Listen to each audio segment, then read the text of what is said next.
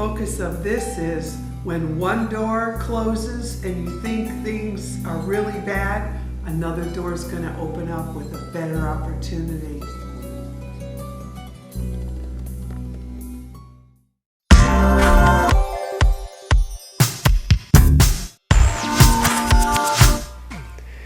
Hi there.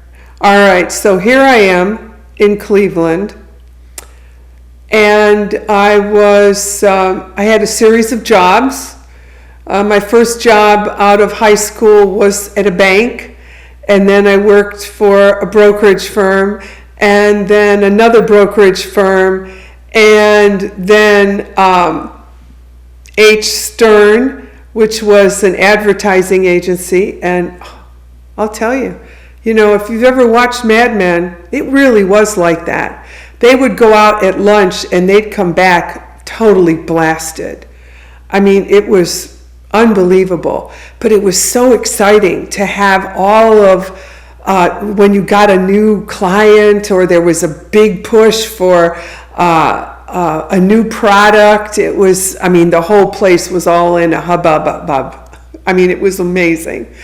And we were the first women in our building that wore pants.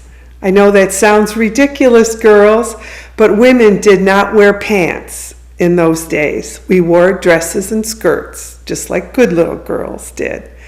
But we were allowed to wear pants. We were called the Stern girls. That was H. Stern. So, anyways, I got to work for the sheriff of Cuyahoga County. And I was really excited about it because it was a really high-profile job.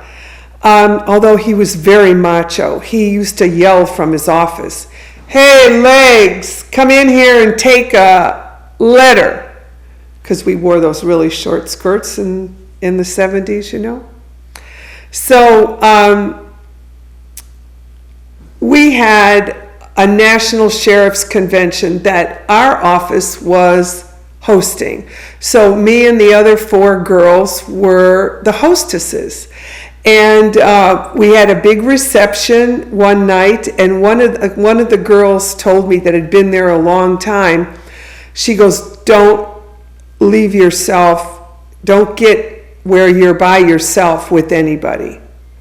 And I thought that was odd, okay, because I was still very naive. I'm not a worldly girl at all. So anyways, long story short, at the end of the reception, I'm the last one piling everything in boxes, go to my car. And I look up and there is the sheriff and 2 other sheriffs. And they're pretty close to me. And the sheriff said, "You know what the rest of your job description is, don't you?" And I went, "Oh my God," or in today's world, OMG. It finally hit me, and then what that other girl told me, don't get caught alone. Obviously, that happened a lot, and you had to make sure that you were never in a position where that would occur. And I just grabbed the box that was in front of me and I said, "No."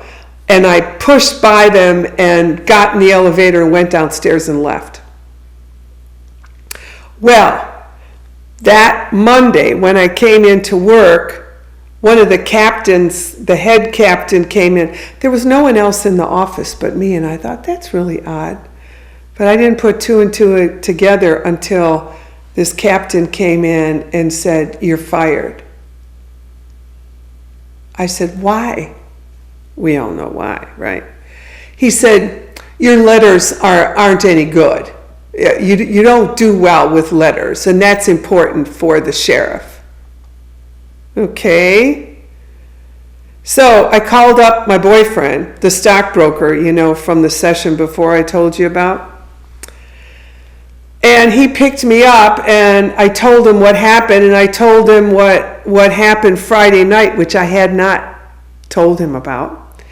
And he said, "This is all your fault. You and those short skirts. I told you not to wear those short skirts to work." Okay. I mean, if it would have been 20 years later, I could have sued them both, right? But getting fired from that job took me to another job that supported me in my next steps. Stay tuned and find out.